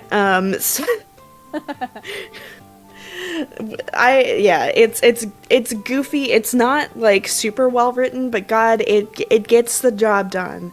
But also, I feel like Blades in the Dark set in the. I feel like Blades in the Dark set in the Grishaverse, like Shadow and Bone, all of that makes the most sense. Like, come on, can we? So yeah, please give me my like trash young adult fiction novels, please. Similar. Well, I haven't read the book or books it was based on, but did anyone see the series Jonathan Strange and Mr. Norrell? No, but I've heard of it. I've heard of that. Yeah. It was so good, but basically in that there are sort of these two competing traditions of magic, and all set in England during the Napoleonic Wars, and so. Can magic be used as a weapon of war, or how do these magicians function, and who does magic belong to? And there's also like a world of the Fae and everything else. It's just one of those things where when it comes to an IP that has just so much room for RP and going into certain rabbit holes and everything else, like there's just I think it could be really fruitful. However, I will say my very first impulse when I heard that question was the television show Scream Queens. I would love to do a Scream Queens role-playing game. The idea just popped into my head. I would like to play in the setting of the island from Lost, but actually not make it suck at the end. Ooh, that's a good ending. I haven't even watched Lost, and I know that ending sucked. I feel like that would be really cool in 10 Candles. Yep. Have you all played 10 Candles? I have not. This one out there. Sword of what? Destiny? Destiny. The Witcher. Yes! I want to play in The Witcher. Yeah, that's on my list too. I'm going to throw a kind of random one out there, but I feel like maybe this is because I'm a goofy person who is also a child at heart, but I feel like a TTRPG set in the world of the Lego movies would be very fun. So fun. You can do whatever. Like I think it'd be very fun. You don't have the weapon you need, so you build it with Legos. You build it. Like, amazing. You build everything you need. Yeah, I think it'd be very fun. Here's another world that a friend of mine is already building, and I'm going to say it because I'm really excited for it. Have any one of you read Animorphs? Yes. Yes. That is the world. Yes. We are. God. A friend of mine, Nomadic, is gonna start a campaign, and I am so excited because Animorphs is like the reason why I'm broken inside, and it's also the reason why I know all about red-tailed hawks and thermals and Hork-Bajir. But yeah, Animorphs is also a world. I love. Oh, sorry. Sorry, I was gonna say you can say one of those characters' names and make everyone cry, and you instantly know who's read the books. Yeah. Tobias. Yeah, Tobias. Be still. Tobias. Be still, my heart. Tobias. Also, Rachel makes me cry. Literally, all of them make me cry. I used to have a Tumblr account that's just TTRPG. Well, it's just text roleplay of Marco because Tumblr. Because Tumblr, yeah. Oh man, that's fair. I still have so many of those books. It's not even funny. I've been doing. Let me delete my John Locke Tumblr blog really quick. Hold on. No one will ever find my Marco Tumblr. It still exists out there, but I will never delete it. But you will never find it. You will never find my Marco Tumblr. So that's the mission for the rest of the night. Yeah, I feel like there's 33 people plus all of us who are about to go on a very intense hunt.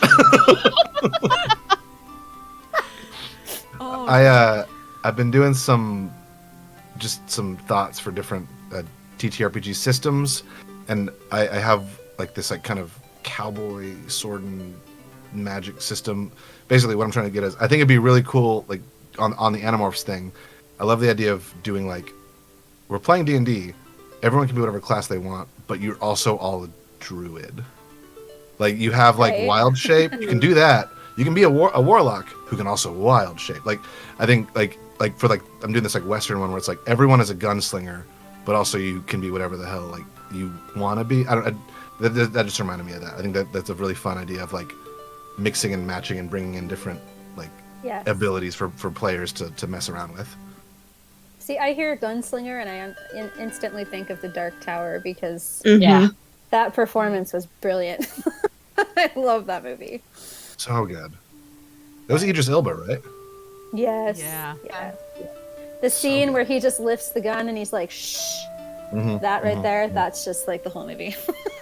Idris Elba is just magic anyway. So what a beautiful man. I didn't realize I'd have a crush on what was that? That Sonic character that he's voicing. Knuckles? Oh, Knuckles? Yeah. I was excited. Hold on. Back this up. What? Yeah. Idris Elba is playing Knuckles. Yes, he was not voiced by Alan Tudyk. He was also One time it didn't happen. Before he when it was just announced that Knuckles, he was playing Knuckles, he also said like, don't worry, I'm not gonna make it sexy. And then we watched the trailer, I'm like, so you lied, Knuckles. Is very but like that begs why? the question. Can he be not sexy? I don't think it's possible. I don't think it's possible. No, it's not. I have yet to witness it. No, the trailer where Knuckles, do you think I need your power? Yes, I know. Sorry, stop it. Knuckles, get out of here. Oof. Oof. Or him as Heimdall. Oh. Also, tangent. Best of the Marvel movies, Thor Ragnarok. And then throw in... hands down. Jackée Harry. Yes, she did. Yes, she did. Yes. Oh, incredible. Iconic. Thank you, Shan. Speaking of Thor Ragnarok, this is my favorite Lego set, but I have the actual Thor Ragnarok. What is the pleasure ship The or whatever? Grandmaster ship, yeah. Yeah. It's my birthday. I was gonna say that song had me rolling laughing. Oh my gosh. Also, like another like just great performance. Oh whoa, who played the? What the name is? Tessa Thompson. No, amazing. But the I'm Grandmaster. just throwing names. Men love her. Jeff Goldblum as himself. Jeff Goldblum as himself. As himself. He I was gonna say pretty much Gladwell. plays him part No, now. not Malcolm Gladwell. I was gonna say, yeah, he's always Jeff Goldblum as himself. He may have a different name, but it's always the same He's thing. always himself. Yeah. And you know Yeah, what? but I'm like- ready for it. Let him play himself. He's a fantastic man. He's earned You it. want to talk about people who can't turn off the sexy Jeff Goldblum? Like, Honestly, As but like Mal- a sorry. weird, like a weird, Do- like. Do you guys remember the Disney my Plus type. show that he had? And he was just talking about sneakers, and I was like, Yeah. "Yep, all right, cool. I guess this is happening." Oh, Jeff I wanna Goldblum see has that. Jeff Goldblum has an episode of Hot Ones that like I just watch when I just want my like condensed like Jeff Goldblum fix, and I'm like, okay, yeah, all right, yep. I this man makes no sense, but God, I want him. Okay, I'm sorry. 2 points. my- One would be, I don't know if you've seen Jeff Goldblum reads thirst tweets about Oh. himself, Yes. but it's Oh, God. delightful. It's so good. Is incredible. The other thing is, Jeff Goldblum is from Pittsburgh, and I went to the University of Pittsburgh for undergrad. I remember there was like this CD record shop, whatever, and if you went to the back, in the corner underneath the security camera was a picture of Jeff Goldblum from The Fly, looking like, it said underneath, like, don't steal, Jeff Goldblum's watching you. Nice. I think my favorite part about Jeff Goldblum is it always seems like he's on the verge of laughing just at how awesome he is. It's just like, no, you know. My favorite Jeff Goldblum appearance was when he guested on Friends. Oh, yeah. That was like the best. Like, I know he's done a lot of really good ones, but whenever I'm at that episode where he appeared on Friends, it was just, it's the best. I watch it all the time. I'm sorry, I can't let go of Jeff, and I'm like, Earth Girls Are Easy is just, I don't know. I just remember, I remember the first time I saw it, I was just like, this movie is insane on more levels than I can understand. Why is it a musical? Why not? Why not? Yeah. I'm glad this is happening, but I'm so confused. And Jeff Goldblum is, woo! And so is Gina Davis. So is everybody. Jurassic Park. Oh, of course. That whole scene. Of course. I love movies that are sneaky musicals. Yeah. Where you're like, Yes. you're watching all of a sudden, you're like, we're singing? I'm fine with it. Doesn't make any sense, but like, I'm here for it. Actually, that's a TTRPG. That's also okay. All right. Paper by the Dungeon? Go with me here. Go with me here. Go with me here. I'm here. Phantom of the Opera, the TTRPG. Yes. Oh. That would be fun. That'd be You very might fun. actually get me to sing on camera then. I haven't sung live. David, yes? No, I'm Okay. signing up. This is Okay, I all right. want- Well, yeah. let me, okay. All right, Ella, I'll make a list. Okay, hold on. Here is in. Okay. Yeah. Yes. We'll just bring Very this much. table Only back if I together. see the Phantom and I don't sing. Well, okay, to be fair, did Gerard Butler sing in the movie? No. Yes. Yes, He spoke did. to. Okay, hold on. I mean, I could just be the speaker and then I have somebody else singing in the You background. could It's fine. be the auctioneer at the very beginning. Lot 665, then. Okay, this is a tangent. So I was in the madrigal choir at my high school. Ooh, big fancy. And so like we did a workshop once with the then music director of Phantom of the Opera, the actual Broadway production and not the national tour. And he was also the on the casting panel for the Broadway. For the movie. And he was like, I campaigned so hard for Gerard Butler to not play the Phantom because he could not sing a lick. He just yelled in pitch. He just yelled. I just remember that moment is like forever grained in my brain. Yeah. Pretty sure. So before. I mean, that's a talent too, right? Yeah, Yelling in it pitch, is. I feel like I Yeah. believe. Yeah. I'm As definitely. a tone deaf person, I can't sing, so I respect the yelling in pitch. I am definitely way biased towards the Broadway production versus the movie production. Also because the movie got the chandelier crash in the wrong spot. yes. So there. But yes, I've seen it in theater, like on stage 3 times, and I'm like, I can't get enough. It's a really good live show. Like they do really well. Yeah. Was it? Oh, go ahead. Was it 300 that Gerard Butler was in before Phantom, or was it reversed? He was in Phantom first, and then as soon as he finished filming Phantom, he was filming 300. Which, sorry, I that movie came out when I was 16, 17. I was like, this is the best movie of all time. That's all I want to say. I love 300. It's a ridiculous testosterone run of just. Well, I won't tell you how old I was when it came out, because that will tell you just how much older than you I am. I was gonna say, God, I feel old now. Right?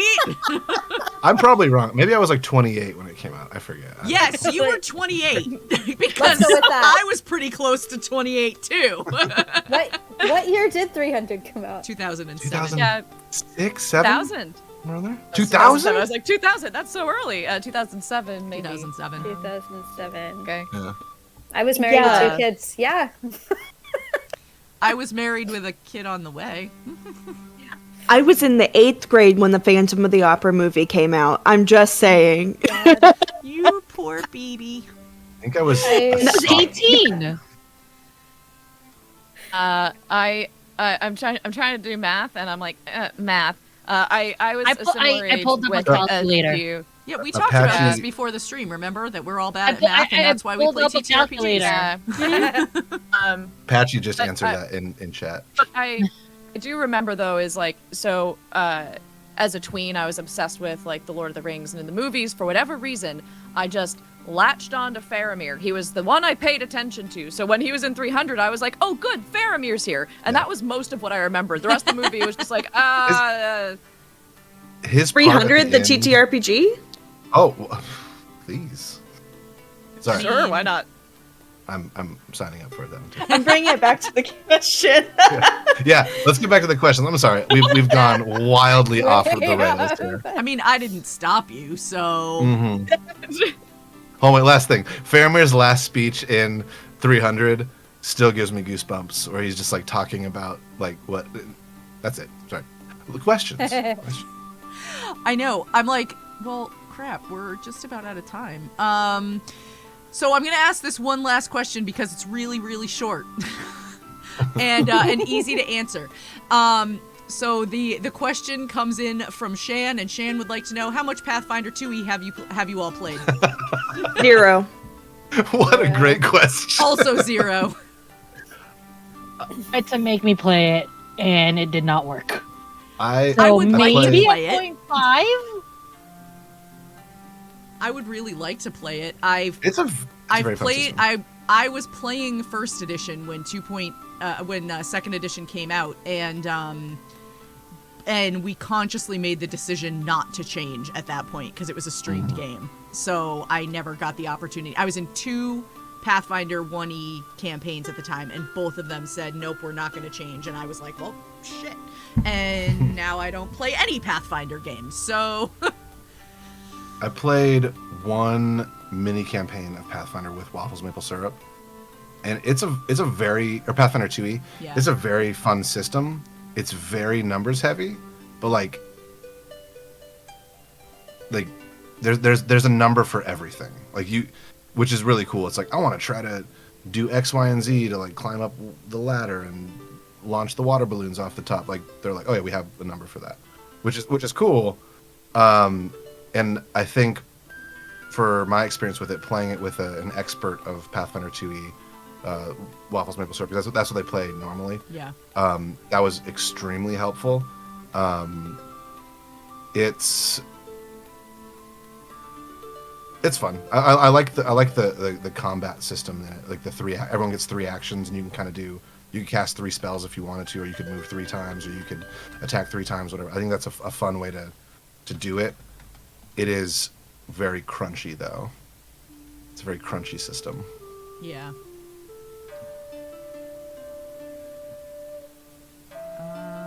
All right. Well, not a bad system. Yeah. I mean, I just got asked to be part of a Pathfinder 2e one-shot, like, literally over the week. So, yeah, I'm gonna do it. I just, I know nothing about it. I don't know. I don't even have a iota of where to start. So, I think what made me really have a hard time sort of with it was because of I had choices. I had so many choices to make my characters, and sometimes if you have so much choices, you freeze, and that's what happened to me. Yeah. Yeah. And I just had such a hard time choosing because I'm usually very simple when it comes to D&D. Like, I only play one character. I don't multi-class because I want to be perfect in one game. That's why I've been playing Rogue all this time. I'm going through all the different rogues. Rogues are fun. It was just like, with Pathfinder, there's so much choices, but I do think that given like certain circumstances, I think I could get into Pathfinder if someone was willing to be patient with me and my non-mathy brain. You should hit up Waffles Maple Syrup. They made it very, very easy and like very story focused, which I've heard a lot of times is not necessarily the case with Pathfinder. It's like much more like the hardcore D&D people are like, this is the rules and the numbers, like because there's so many numbers in Pathfinder. But like Waffles Maple Syrup did it excellently. I found Pathfinder First Edition to feel a lot like D&D 3.5. Like, I mean, it was essentially change up some of the names of things, and and it was pretty much a copy pasta, but like in a good way. I enjoyed it. I really liked playing it because I learned how to play D&D with 3.5. So, yeah. Somebody tried to teach me D&D 3.5 and I just couldn't focus. There was so much information. I'm like, I don't even know what I'm looking at right now. Oh my gosh. Yeah, that's fair. Well, can I ask a question? Yeah, go ahead. Sorry, I know you're trying to end it. Just real yes, quickly. David, I am. No, go ahead. what are all of y'all's like favorite systems to play in? Like, I know that can be a big question, but like quickly, what would that be? Currently, right now, I'm obsessed with Power by the Apocalypse. Ooh. I love Power by the Apocalypse. I've played a lot of different Power by the Apocalypse games. Right now, the one that I'm trying to build is an Urban Shadows game, but we're trying to make it so that it's a sort of sitcom world. So basically, like if you watch a lot of sitcoms like Friends or How I Met Your Mother or all of that, it's basically that. And I've called it Monsters, and it's awesome. I'm really excited to like build that. But yeah, Power by the Apocalypse is such a great system, and it's currently one of my favorite systems right now.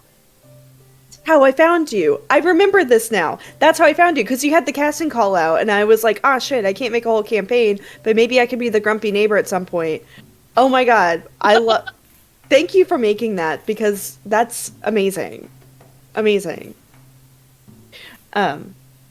Also, PBTA, my favorite. I because I'm a LARPer, it just like if it allows for that more like flexible storytelling that I like to see in LARP or in other games. And I think, but if I'm gonna call out like a game specifically, this isn't like purely powered by the apocalypse, but it's tinged with it. Is Visigoths versus Mongoths, and it's my favorite game.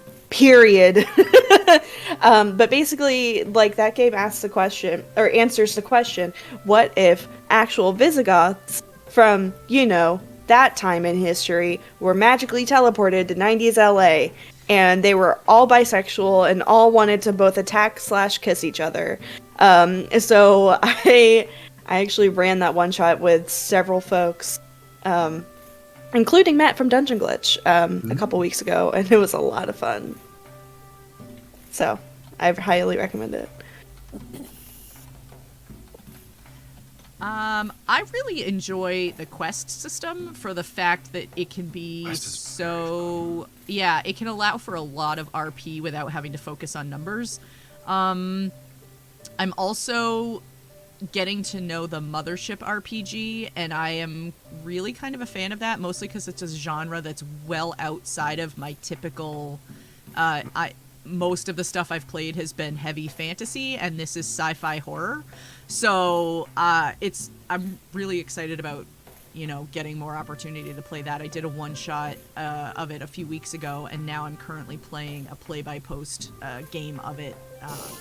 And I'm excited. I have to learn how to pilot a ship. Holy crap. Yeah, so no, it's fun. I will say I want to learn other systems, but I've only played D&D. Ah. What's wrong with that? It's a great system. Nothing wrong with that. I'm in a similar boat. I've done a handful of independent one-shots that have been really cool. And, I enjoy D&D. I think probably because it's how I first started playing tabletop RPGs, Vampire the Masquerade will always have such a special part of my heart. And I don't know, my Toreador was really good at mind control. It was fun. So the mind control mechanics I was fascinated by. But anyway, yeah, Vampire the Masquerade. See, that's when I see all over, and I would love to try it. I'm a big fan of the Fate system. Yeah, Fate is really. Fun. Yep. So, yeah, well, just because I love the stuff they do in Fate with session zeros, where it's everyone's connected. Yeah. Whether you want to be or not. And I think that's really, really fun. And Monster of the Week, Fate. I mean, they're all really good at the end of the day. Oh, but I know another one too, David. I'm pretty certain you've played it. Aether and Steamworks. Oh, okay. Sorry, yeah. Aether and Steamworks is the best TTRPG system, hands down. Ty. Yeah. Actually, can we go back to a question 6 questions ago? Sure. Ty is another one of the best DMs I've ever played with. Yep. Yeah, definitely. That's it. I'll be quiet now. Okay. Great. Well, this has been Tales from the Tavern. I'm going to stop now before anybody else gets a chance to say anything. No, seriously. We do need to start wrapping up. I want to give everybody a chance to go around again and just remind us of who you all are and where we can find you all on social media. So we'll go in the reverse order of when we started. And Amber, we will start with you this time. I'm Amber. I call myself the TTRPG Swiss Army Knife because I do way too many things. You can find me at Twitter at TheSpaceJamber, at the 90s movie, and then Burr.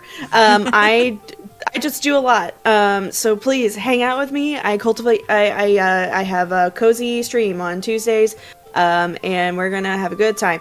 Thanks for having me again, Luna. Yay! Thanks for coming back. It was awesome to have you as always. Yeah. And we still have to get that Crashlands Part 2 off the ground. So, Oh yeah. we got to do. Oh that. yeah. And slam. Yeah. Yes. I named myself after the movie. Yeah. Yeah. Okay. Amazing. All right. Ella. I am Ella Harper, or the Geeky Seamstress. You can find me on Twitter at Sewing Geekiness, Instagram at the Geeky Seamstress _ in between. My business is Gear Gaming 365, so you can find out all about us at www.geargaming365.com. That is also where you can find everything I make. The seamstress in my name is exactly what it sounds like. So everything from dice bags to cosplay, I do commission as well. So yeah, that's pretty much it. I have something exciting coming up on Tuesday. So if you're not following me now, make sure to get somewhere on my socials to not miss that, because it's going to be awesome. Yeah, I'm super excited. Well, thank you for coming back and hanging out again. It was great to have you. Yeah, thanks for having me. This is a lot of fun. Yeah. Emily. Oh, hi, I'm Emily. This is my first time here, so I'm stoked to be here. This was so fun. You can find me on Twitter at I Want It That Gray. So it's like I Want It That Way, but the color gray. And I am on the show Critical Drinking, which is Dungeons & Dragons 5e meets drinking or exercise challenges, depending upon how you approach it. Yeah, that's all I got. Oh, we have a really exciting handful of guests coming up in the coming weeks as well. So if you like surprise guests, that's going to be what the future holds for us. But I can't say much more without getting murdered by the DM. So thank you, everyone. Awesome. Well, thank you for coming on. It was so great to get to know you a little bit, and it was likewise. Yeah, it was really nice to meet you. David Tilstra. Hello. My name is David Tilstra. I am the Dungeon Master from Afar podcast. We are a bi-weekly D&D 5e actual play. Dang, got it right that time. We have recently started streaming video game playthroughs and just random video games we're playing on Twitch. I'm a voice actor. You can see me you can hear me on games like The Airborne Kingdom and other. That's it. I was gonna say other games, but that's it. That's the only game I've been on. And yeah, come hang out with us. We try to just make you all smile and laugh, and that's pretty much it. So thank you guys for all being here tonight, chat and cast. This has been very, very fun. You all are excellent and top tier in my book. Thank you so much, and hopefully we get a chance to collab in the future. Definitely. That was future. Yes. Yeah. We're shortening all the words now. Yeah. Well, David, a pleasure to have you, and I will talk in a minute about the next time you're going to be making an appearance on this stream. So, Glyza. Hello. I'm Glyza. I'm the third culture kid of your nightmares. I'm a podcast host. I'm a writer. I'm a streamer. But hey, you're here for TTRPG. So if you enjoyed my presence and want to find me, on Mondays, I am on twitch.tv chatterboxava playing Darla on Somehow Human. It is an Urban Shadow 2nd edition actual play. Darla is a demon-possessed tainted, but their demon has a crush on her. So I'm sure that's going to be okay and not at all problematic. On Tuesdays, I'll be playing Mass Effect, the space shooting dating sim, on my own channel, Classical Glyza. Every other Wednesdays, I play Alicia Lionor on Gods of Color on twitch.tv Kira858. Alicia is a demigod nerd obsessed with dragons, so it's just me minus the demigod part. On Thursdays, I play Moira, a scholar who is suddenly a space ninja because of space magic, with Esper Genesis Revelations at twitch.tv Atomic Zero. On Friday, I play Lady Salome on Thala Unbound on twitch.tv The Bear Pen. Lady Salome is my drow noble warlock that just wants to see what the world is without the support of their very supportive parents. Saturday and Sunday, hey, I'm free. What? That is the first time that has happened in a couple of months. I haven't been free during the weekends in such a long time. So I'm going to celebrate that by having more projects. So keep an eye at Classical Glyza on Twitter, because that's really where I make all of my announcements there. And occasionally I am a little bit hilarious, and I think I'm a delight sometimes. Thanks, Luna. Thanks, everybody, for having me. I had such a great time. Awesome. Well, it was so great to have you. Gosh, thank you all for coming on and hanging out. This has been a blast. I am Gamer Mom Luna. This has been Tales from the Tavern. We are here every Sunday night except for last week. So if you are like, oh my God, I missed it, you didn't miss it. I wasn't here. I was in Boston for the night. So yeah. And we will be here every Sunday night between now and May. Coming up in May, be on the lookout for the 100th episode celebration. So that will be very, very exciting. And then coming up in June, David, and Wolf's Blood and Big Bees and I have already started collaborating for the season 4 premiere of Tales from the Tavern, which is going to be a fundraiser for a very great cause that's name is escaping me right now again. I got you. I have it pulled up. You got me. The World Central Kitchen. World Central Kitchen. Yeah. Yes. World Central Kitchen, which, if you haven't heard, right now is providing meals to people who are fleeing Ukraine. They also provide food for people who are trying to recover from natural disasters and things like that all over the world. They've been in Brazil. They're in Poland right now trying to help people getting out of Ukraine. So what better way to celebrate the World Central Kitchen than with an episode of Tales from the Tavern modeled after Hot Ones? So we are going to do an episode of Hot Ones right here where we're still going to answer all your TTRPG questions while eating very, very hot sauces. And I'm definitely taking the day after off. And we're all really excited about it. So we are still looking for 2 more guests for that. So if you are interested and like hot sauces, let me know, because we have 2 seats to fill on that episode. And I just saw Dungeon Glitch respond. Yep. Get them on. Matt, you're on. I'm calling it right now. Matt, you're in. You know, Luna, I have something like 20 different hot sauces in my kitchen, and as much as I hate spicy food. Oh no. Oh, David, Lissa says she's ready. Bring them all. Let's go. I'm a vegetarian and I can't do hot sauces. Let's do this. Yeah, so we'll chat. Hit me up in a DM somewhere, either on Discord or Twitter or whatever, and we'll figure something out. Maybe we'll skip the whole layover and it'll just be a giant Discord chat of a whole bunch of us. That could be a ton of fun.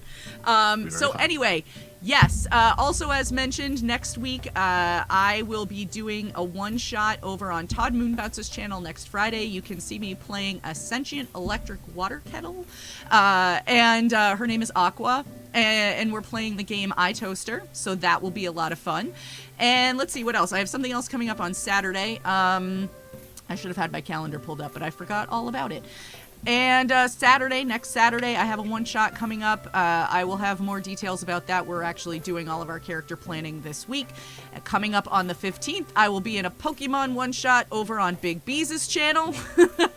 Happen to be playing that one with the one and only David Tilstra. And so we're gonna be playing Pokemon trainers. I just bought my cosplay. Yeah, it's gonna be a good time. I'm really excited about that. And then on Friday the 18th, I will be a guest on 4DM's One Idea. They were okay with the fact that I don't ever DM. So there will be more details coming out about that as it gets a little bit closer. But yeah, so some fun stuff that's a little off schedule for me, and I'm really looking forward to that. In the meantime, we are going to go drop a raid over on my good friend Ton Moonbounce, who is currently playing Mothership, as I mentioned earlier before. Yes. So let's all go over there and say hi, and we will see you all next Sunday night. Have a great evening, everybody. Thanks, chat. Y'all are amazing. Thank you, Luna. Thank you. Thank you, Luna. Thank you. all of you. Bye. Love you guys. Thanks for tuning in for another episode of Tales from the Tavern. You can catch this podcast recorded live every Sunday night at 8 p.m. Eastern, 5 p.m. Pacific at twitch.tv/GamerMomLuna. All of our questions come directly from chat, so we never really know what to expect when we go live. If you ever have a question or would like to add something to the conversation, feel free to reach out on Twitter at GamerMomLuna and use the hashtag TFTT. You may just get to hear it answered. Thanks so much. I should go.